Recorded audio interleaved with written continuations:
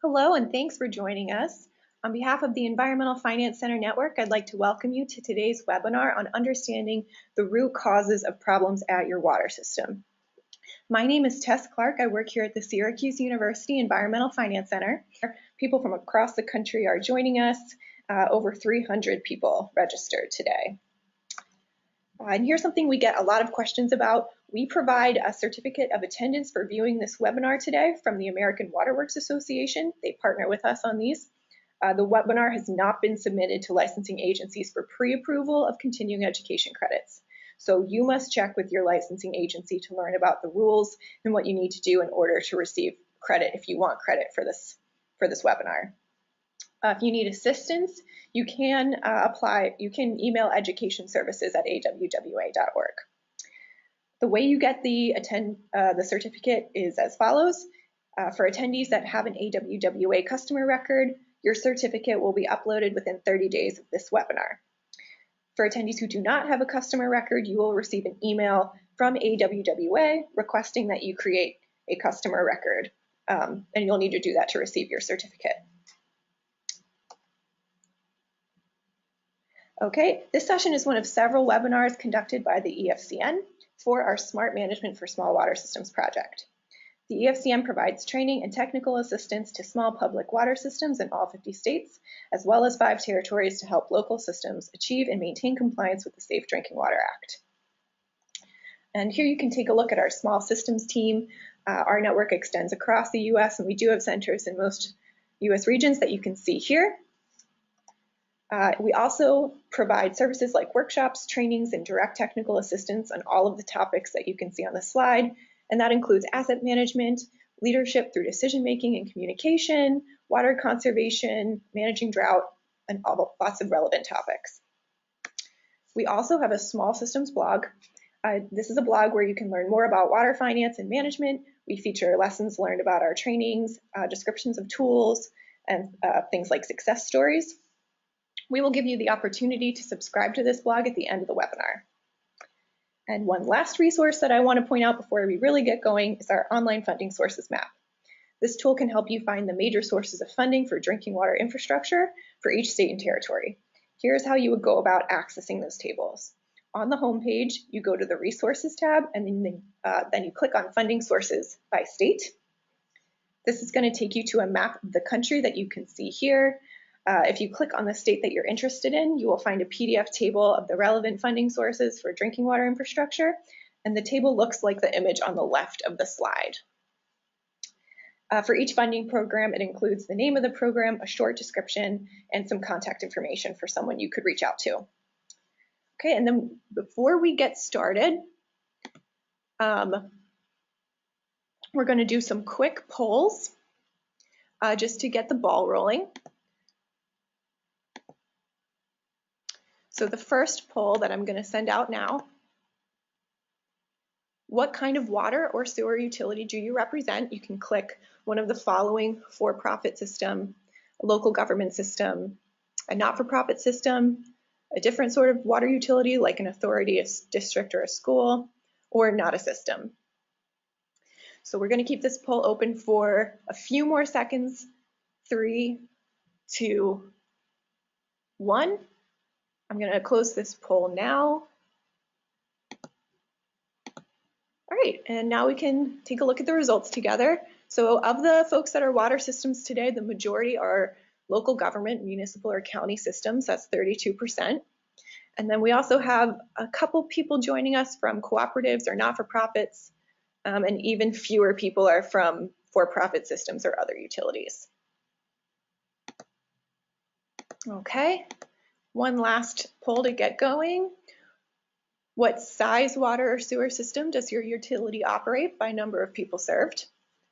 So you can look through these options. We're looking for very small, medium, large, or very large systems. So do your best to see where you fit in there. We have some ranges of people given. So I'm going to give you a couple more seconds to respond here. I know everyone is reading things over, so do your best. And I'm going to close this poll in 3, 2, 1. Okay. All right, and of the attendees that are water systems today, the majority are small. 18% are serving 500 to 3,300 people served, and then sort of evenly split between the very small, medium, or large here. All right, on that note, I'm going to turn it over to our presenter today, Elaine McCarty. Elaine is a senior associate at EFC West. All right, Elaine, I'm going to share the screen with you. Okay, thank you, Tess. And thank you all for joining us today to learn more about root cause analysis. We're going to introduce, by the way, a couple of other tools along the way, including PESTLE and decision-making grids. So we use root cause analysis as the first step in better understanding a problem so that we can flip the problem into an opportunity and then address it accordingly, for example, by developing an action plan or creating an outreach campaign, which are things that we often work with folks on. And just as a foundation, you might be familiar that root cause analysis was actually developed by the founder of Toyota in the 1930s as a way to address their manufacturing problems. And later on, you might be more familiar with how it was incorporated by Motorola into the Six Sigma process for quality assurance. And what we're doing now is, and what's happened in more recent years, is that root cause analysis has been incorporated into other disciplines such as risk management and systems analysis. And that's really the realm that I'm hoping to take us in, just to provide a more interesting and challenging experience. So you may have found yourself putting the same fire out over and over again. You might have tried innumerable ways to address a problem, and yet you can't seem to fix it. You may have even tried to change a process like this one, which is a trouble ticketing process, and you had hoped to mitigate or fix the problem. Maybe somebody decided that in a situation like this, your response or resolution time was too long and that it needed to be improved. So maybe you decided, for example, to remove a step in this process and it didn't have the desired impact. In some cases, you may have actually made the problem worse. So these are more conventional ways of using root cause analysis. But again, as I've mentioned, now we're using it and we're taking it into a little bit more interesting realm. So take for an example an area in which we at EFC West have applied root cause analysis in dealing with a complex problem. Imagine you have a beautiful coastal community like this one with a thriving commercial shellfish industry, but that industry in recent years has become threatened by bacterial contaminations. And you've applied some efforts to identify the source of the contamination. That's only led to best guesses. And you've also been trying to galvanize your stakeholders in the community into action. And by doing so, you're actually trying to engage the very people that you don't know, but may be contributors to the problem. And you've been met with a great deal of resistance. So we worked with a group similar like this, using root cause analysis together with some other systemic tools. And we were able to help them better understand their problem so that they could then identify ways to mitigate it. So I've already given you a couple of examples on how you can use root cause analysis, but before I get into the root cause analysis itself, I'd like to talk more about how you can identify what type of problem you're dealing with, because it helps you understand the very nature of your problem and offers insights into how you might more broadly address it. So the four problem types are simple, complicated, complex, and chaotic. We're going to start with the simple problem. So a simple problem is reproducible. You don't need an expert.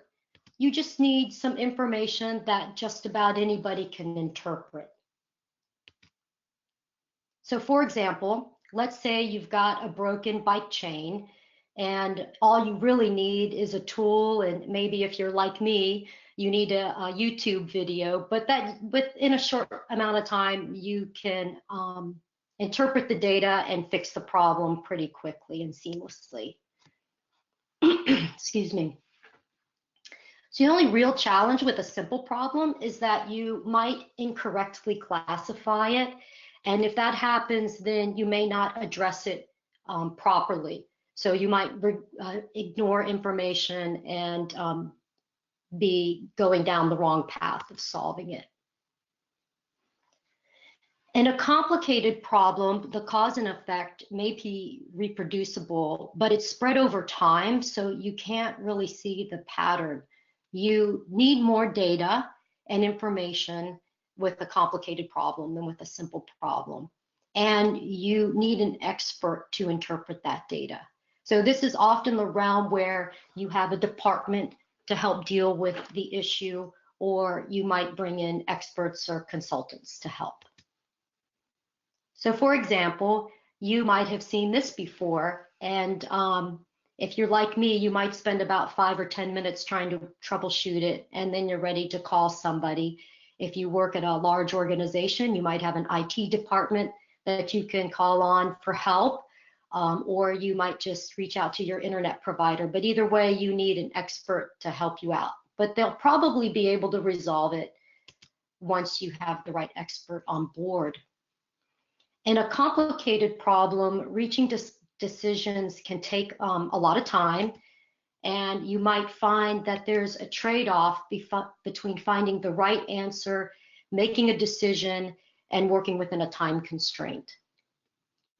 When the right answer is elusive, however, you may find that basing your decision on incomplete data, that you have to base your decision on incomplete data, then you should recognize that your problem is not complicated, but rather it is complex, and you've entered into the complex realm of problems.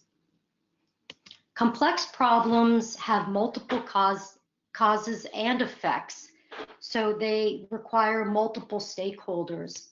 There's just no one single answer. And complex problems are also characterized by constantly changing variables, and there are many of them. So I'm going to offer an example of what I consider a complex problem.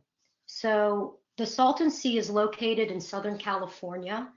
For those of you that aren't familiar with it, and many Californians are not aware of the Salton Sea, so that's not unusual. The location of the Salton Sea seen on your screen where the red dot is was originally a floodplain for the Colorado River for millennium, basically. And then in 1905, there was an extensive period of rain and snowmelt, and there was a canal that had been built from the Colorado River, and it overflowed, and it flowed for several years, creating this lake that is a 378 square mile landlocked lake. And left on its own over the last 100 years, it might have evaporated. However, in that same century that the lake has existed, agricultural waste and runoff has been deposited here. And that's also resulted in the lake becoming both polluted and very salty. The lake only continues to exist because there are continuous inputs from this water as agricultural waste. Researchers in recent years have conducted a root cause analysis on this problem, and they've determined that the primary root cause is that the basin where the flooding occurred was inappropriately used for agricultural waste. Nevertheless, without that wastewater going into the lake or some other type of water input, the lake would dry up, and the pollutants that are now somewhat stable in the water would, when the water evaporated, it would contribute to an already existing air quality issue in the area. And so the lake, as you can see in this picture, I took this last year when I was in the area, has already receded considerably in recent years. And at this point, no solution has really been agreed on, although there are many possibilities being considered. So next, we're moving on to the last of our problem types, which is the chaotic problem. And in a chaotic problem, something dramatic has happened, and it's probably unexpected, or it's unexpected in the location and time. When a chaotic problem occurs, you really just need to stop the bleeding and restore order to whatever the situation is. You need a rapid response based on the particular experience, and you don't really have time to even consider what the root cause is. So I offer this as an example of a chaotic situation. So think about if you have a multi-car high-speed collision on a highway during rush hour. There may be injuries. There are certainly some emergencies that need to be attended to. You may even have fatalities and investigations, and you have emergency response crews showing up that are really experts in what they do, and they're really just trying to restore order to the situation and get people to the hospital as quickly as they can. So now it's your turn, and I'd like to invite you all to help me categorize a couple of problems. And you're going to categorize them on whether or not, as a reminder, they're a simple, complicated, complex, or chaotic problem. So let's say you have a very fancy sports car, not your run-of-the-mill sports car, but something that, in fact, many of us rarely even see on the roads. It's making a strange noise, and you have absolutely no idea what it is. So let's take a poll and consider whether this is a simple, complicated, complex, or chaotic problem. And you can just take just a few seconds here to answer. You can go with your gut. Okay, let's see, Tess, what the responses are. Okay, so most people have indicated it's a complex problem, 73%, and that is correct. If you said it was a complicated problem, you're correct, because really it's just a matter of finding an expert who can, with a little bit of information, can identify and resolve the problem. Okay, great, good job, thank you. And let's look at another example.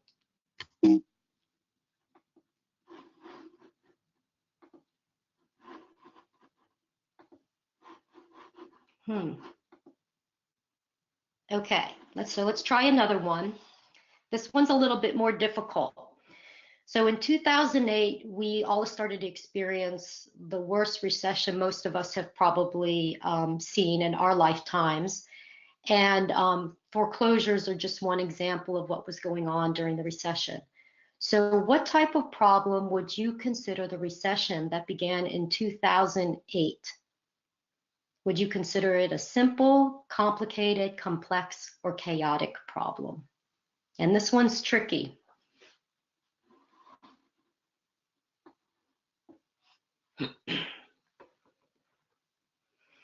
All right. Let's get our answers in and take a look at the responses. Okay. So many people have suggested that this is a complex problem, 71%. If you said it was a chaotic problem, you're correct. However, I just want to say that if you said it was a complex problem, you're pretty close. And if we had time today, you could probably argue the case to me, and you may even change my mind. However, the thing that made this a chaotic situation is that the focus was on how to stop the bleeding. The country's top economists were brought in, and it was only after the markets were no longer declining and unemployment was stabilized that it really shifted more into the complex realm. So for some time between 2008 and I would say about 2009, we were really in something of a chaotic situation. But as I've indicated, I'd be open to a dialogue and a debate on whether or not it would be a complex problem. So thank you for helping out with that. And as I've mentioned today, our focus is on the complex realm. And we are looking at how to address complex problems through root cause analysis, specifically a methodology called the 5 whys.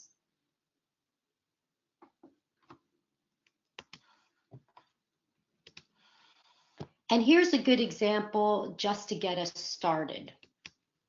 This story is a bit of a myth in some quality circles, but it is a good example of using the 5 whys for root cause analysis. Years ago, the stone exterior was deteriorating at the Jefferson Memorial in Washington, D.C., a popular monument in the United States.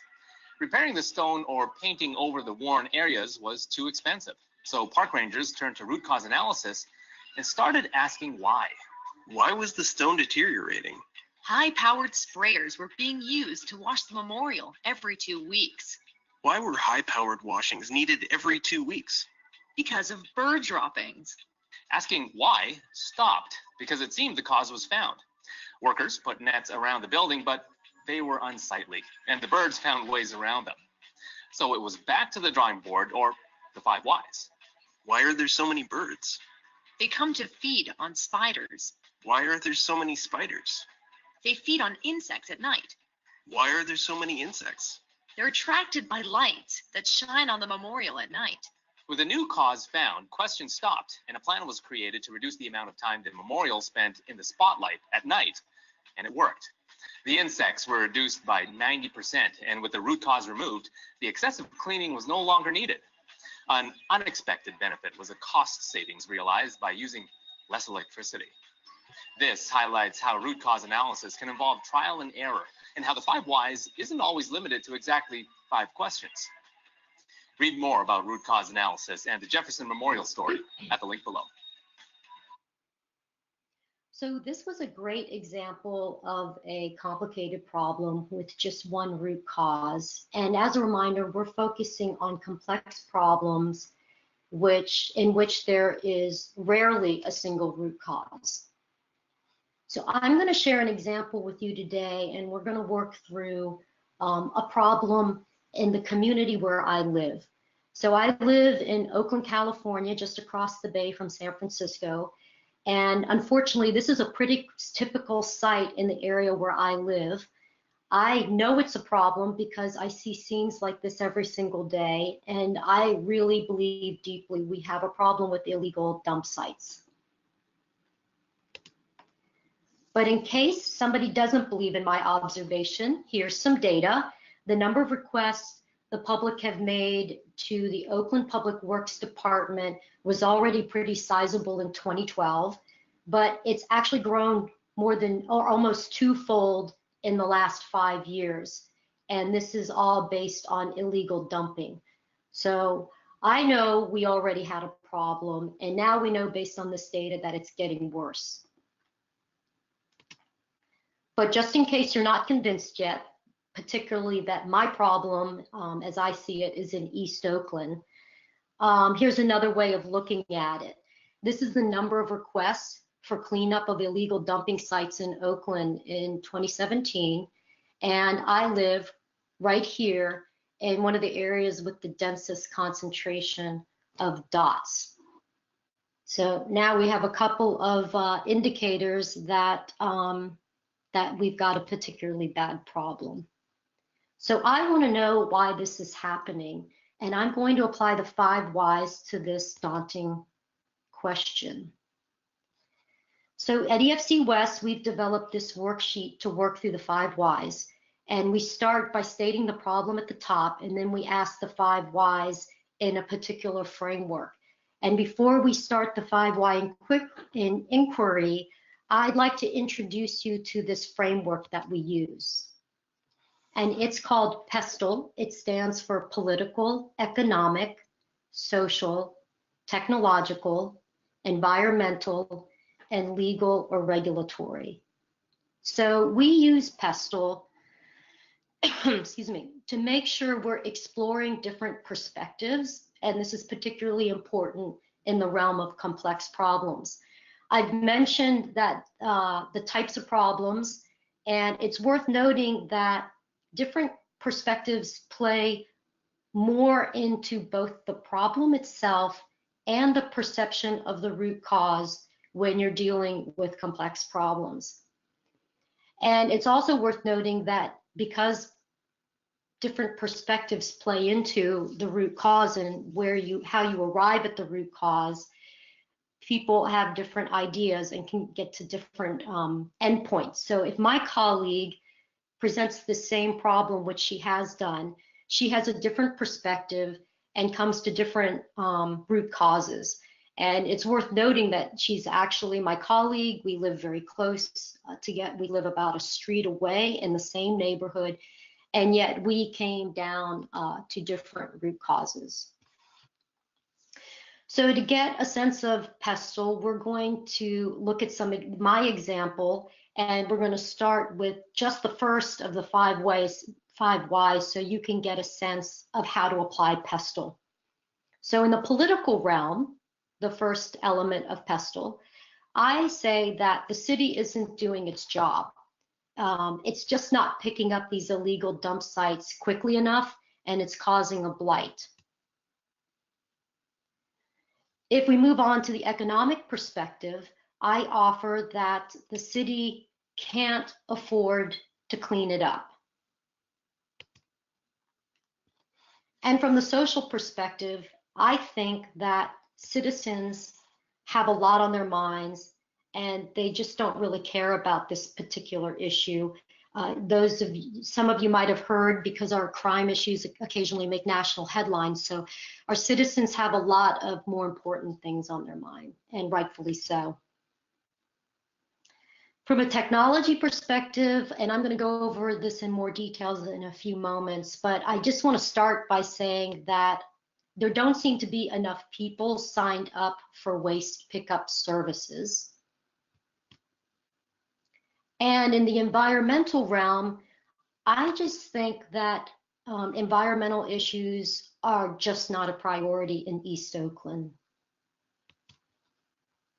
And finally, in the legal regulatory realm, my first why is that people are just dumping garbage on the streets. They're not concerned about the repercussions, or they really disregard the laws. And again, I'm going to go into more detail about that in a moment.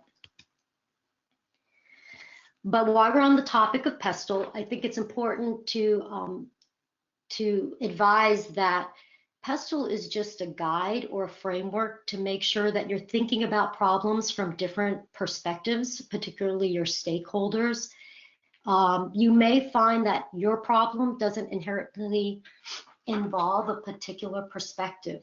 So for example, we had an experience where we were working on a problem and we just really couldn't identify any legal or regulatory aspects of the problem, but that actually revealed to us that we didn't have enough knowledge about the subject of legal or regulatory issues in that particular community, and that we needed to do more research and learn more about it, and or bring in an expert who did know more.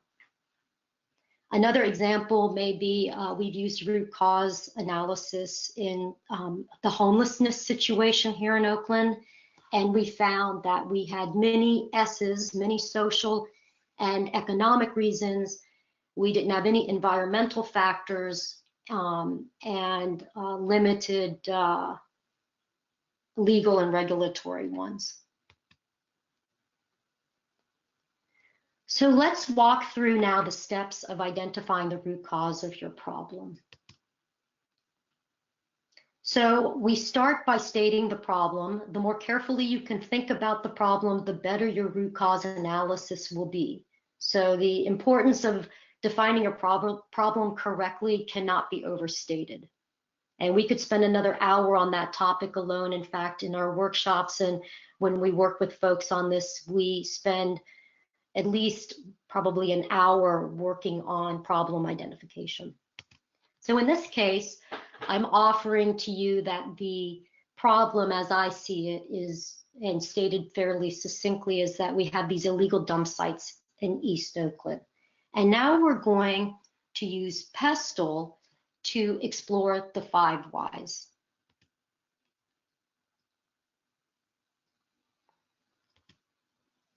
So in the political realm, I asked my first why, which we've already gone over as we were exploring how PESTEL works, that the Public Works Department isn't cleaning up these illegal dump sites.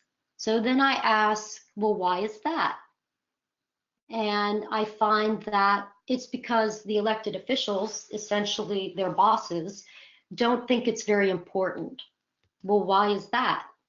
Well, they get reelected anyhow, no matter what they do. Well, why is that? Well, it's because our citizens aren't well informed on the issues.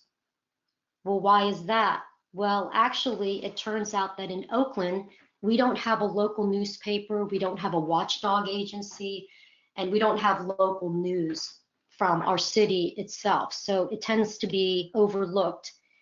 And so I've declared that the root cause in the political item that we've just worked through is that there's a lack of civic knowledge.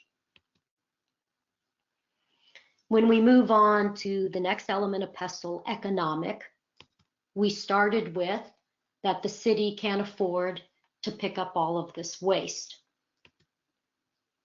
Well, why is that? Well, the public works budget hasn't really kept up with the problem, especially as it's escalated over the years. Well, why is that? Well, because when it comes to budgeting, there are trade-offs compared to our tax revenues, and the public works budget just isn't growing. So I'd mentioned that that's because of low tax revenues. And then just to take it a step further, I ask, well, why are the tax revenues low? And I've decided that it's because over several decades, we've lost the working class jobs, and it's just become a rather poor community. So I've decided that the root cause in this case, I've done a little synthesis, and I've said that it's a low tax base. Next, we move on to the social element, and we ask, well, what's our problem here? Well, many citizens just don't care about the issue. And why is that? Well, as I've already suggested, we have bigger issues with more serious consequences, including crime. And why is that? Well, we have a lack of opportunities for education and jobs. And why is that? Well, we have low quality education and low graduation rates in the city. And why is that? Well, we don't really have a citywide effort to improve our education and job skills and to develop programs to improve that, especially as now more industries, technology industries are coming to Oakland. So there is an opportunity there. Anyhow, I've ultimately decided that the root cause of the problem is that we lack a tax base, and we have low revenues because of it, and therefore the budget, the public works budget, is not ample enough to address the problem. So in the technology perspective, I've suggested that people just don't sign up for waste pickup. And I actually did some research on this topic, and a few years ago, the city actually did a survey and found they wanted to know what the cause of these illegal dump sites were. And they did confirm that the waste is the garbage that's being left is household waste. And they confirmed that it is from Oakland, because there was speculation about whether or not the garbage was coming from other communities. So why are people signing up for waste pickup? Well, waste collection rates have increased in recent years quite a bit. Well, why is that? Well, the city lacked the leverage to negotiate the rates when they entered into contracts a couple of years ago. Well, why is that? Well, it turns out that Waste Management sued the city after the contract was awarded to another waste management company because they wanted to win the business back. And then when they won the contract back, it came with actually much higher rates than would have been the case. So I argue that the root cause here is that the cost of pickup is increasing. And it's becoming it's just ruling people out of signing up for the service. Okay, in the environmental realm, we start with our first why. Environmental problems are not a priority. Well, that's pretty vague. We want to know why that is. Well, citizens don't view garbage as their issue. And why is that? Well, we have little public education on the issues and impacts, partly for reasons that I've mentioned before. And why is that? Well, one reason is that environmental organizations don't tend to be located in poor communities. And why is that? Because there's a lack of funding already, and environmental nonprofits tend to be funded in communities where there's more, where the economic status of the citizens is a little bit better. So I found that the root cause here is there's a lack of environmental awareness, and there's a lack of organizations that could help with that problem. And when we turn to the legal regulatory realm, we find that I had suggested that people are just dumping garbage in the streets. And why is that? Well, they know there won't be consequences. There's kind of a disregard for the law. And that's partly because the city doesn't enforce dumping laws. There's very few incidences of citations being issued. And I should just say here that, again, as I worked this problem, I did a fair amount of online research and I talked to people.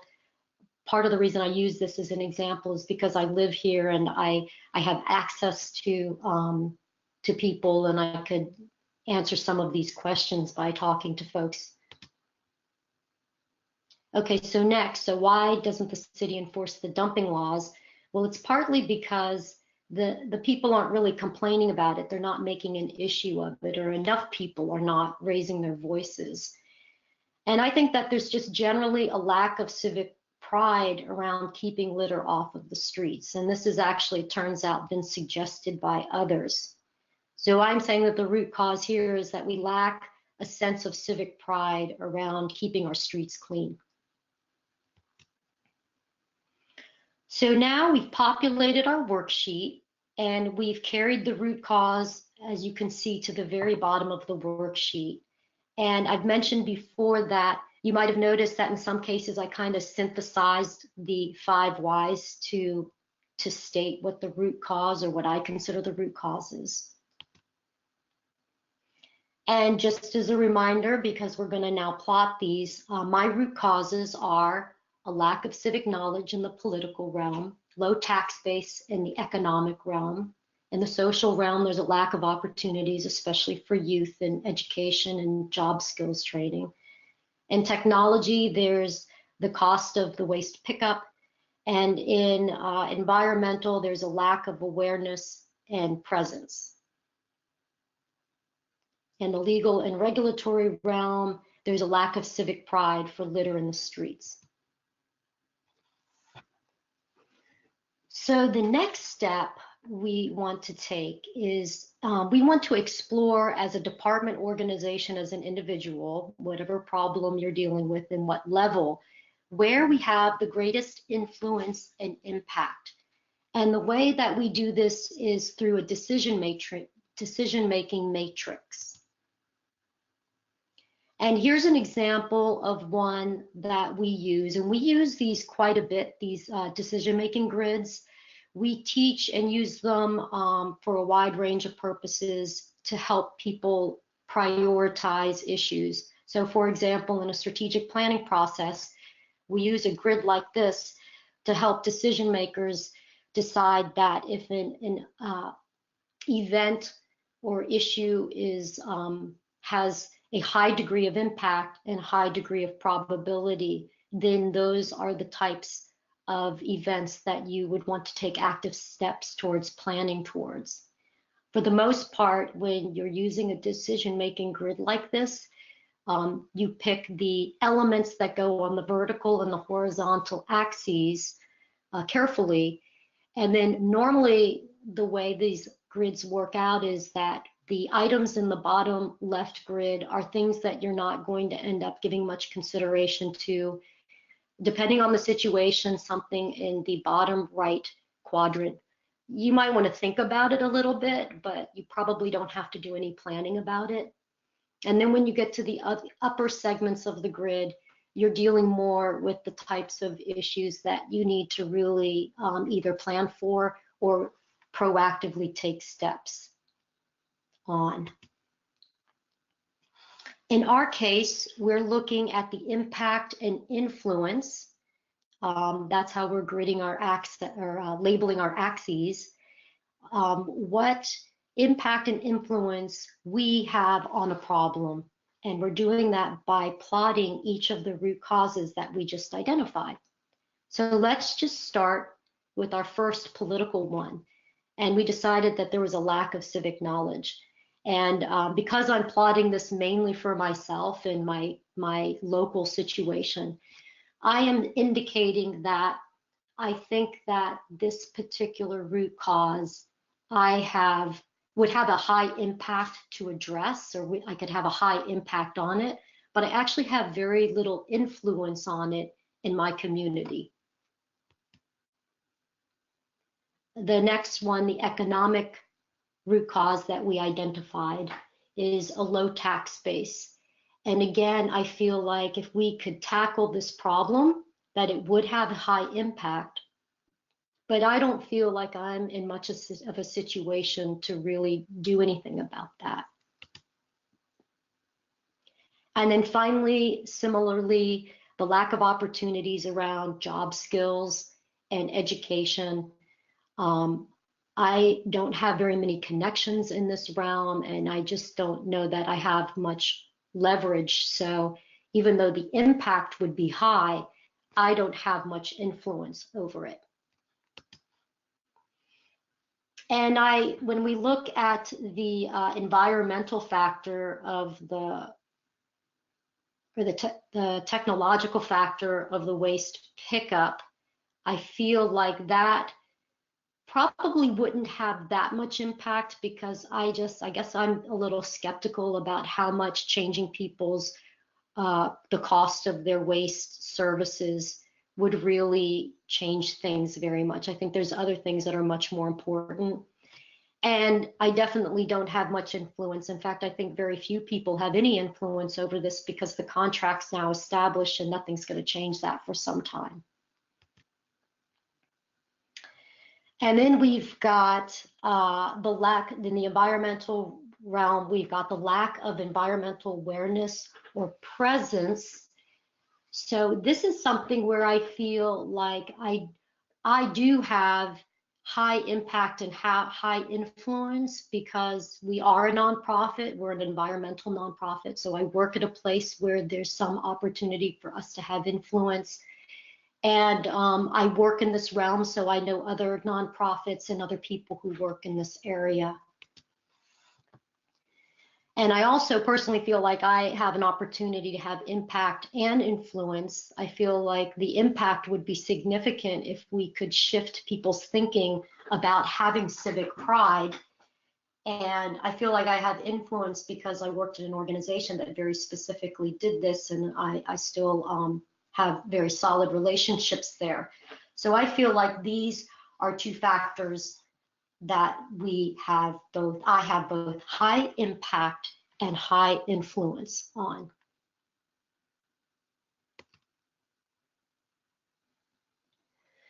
So once you get through that, you want to select at least, go back to your worksheet, you want to select at least one root cause, one high root cause. So you want to pick at least one root cause that has both high impact and high influence.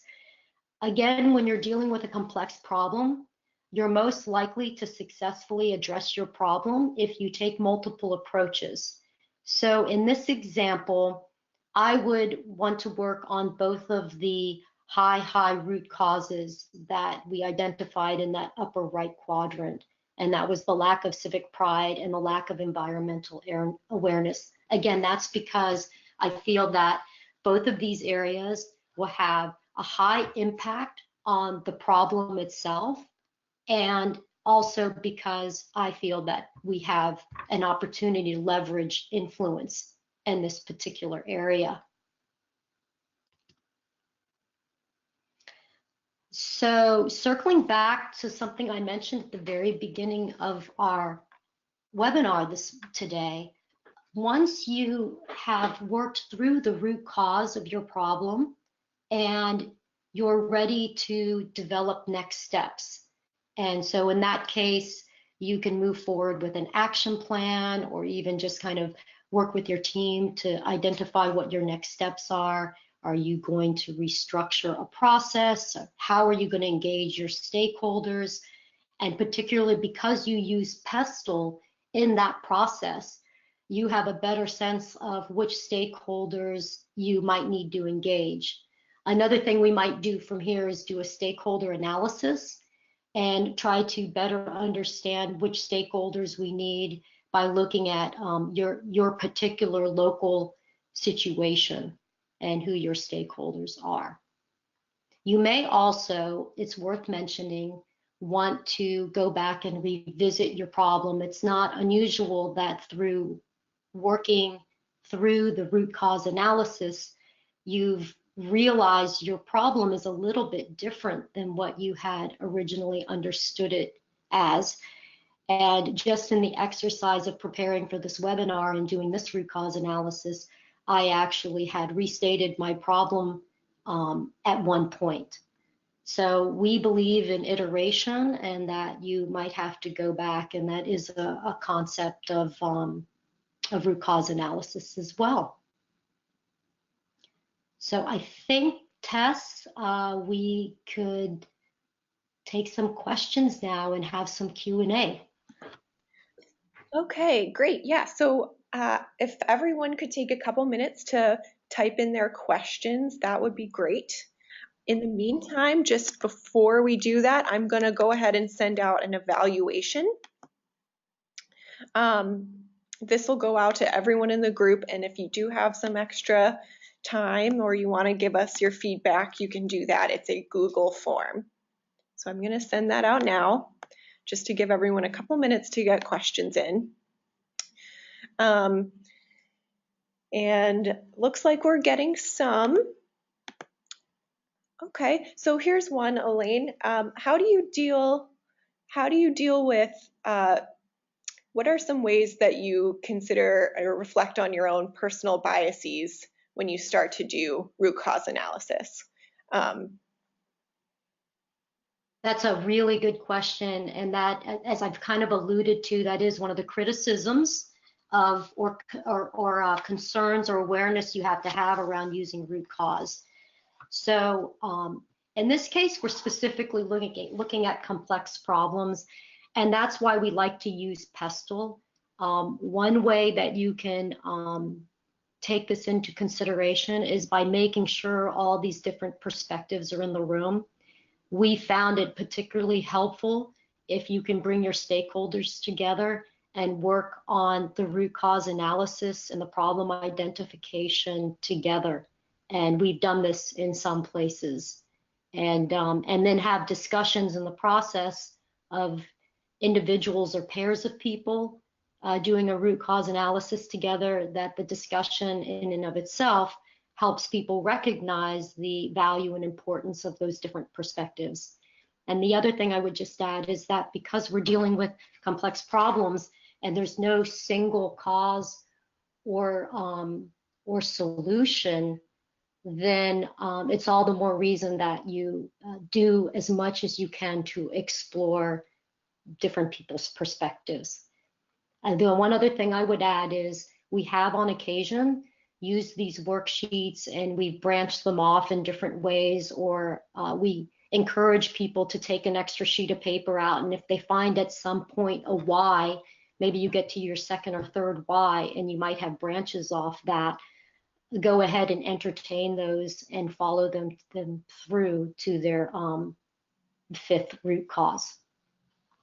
Okay, thank you. Another question, can you think of any good examples of root cause analysis that you have come out of your work with small water systems?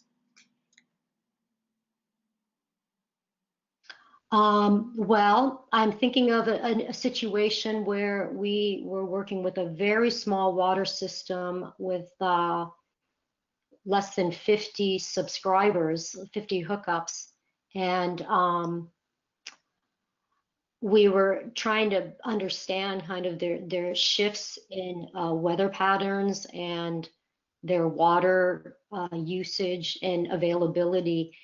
And I'm not even sure if the person we were working with had quite realized it, but their entire seasons have shifted in the last 10 years by several months. And so now it's kind of helping them think about their water storage and their next steps. So ultimately, those are the types of things that can help you better address or even reformulate an action plan. In this case, it was around water storage. Around water storage. Okay. Great. So we are still sort of a little bit looking for that. We have a specific question. This might be something, Elaine, that we might need to do a little bit of follow-up and research on, but we have a question. Is it necessary to take Lean Six Sigma training to properly properly identify root cause analysis or properly use root cause analysis? Well, so the Six Sigma is kind of more of a quality improvement process, and it's certainly helpful. By the way, I didn't mention this earlier, but I used root cause several years ago when I was working in the medical device realm. And we used root cause to work on an engineering problem and to troubleshoot an engineering problem we were having. And so there's a lot of different applications. I think here, especially because of the way we're applying this, that it's really just a matter of practicing and trying it out, and particularly working with other people.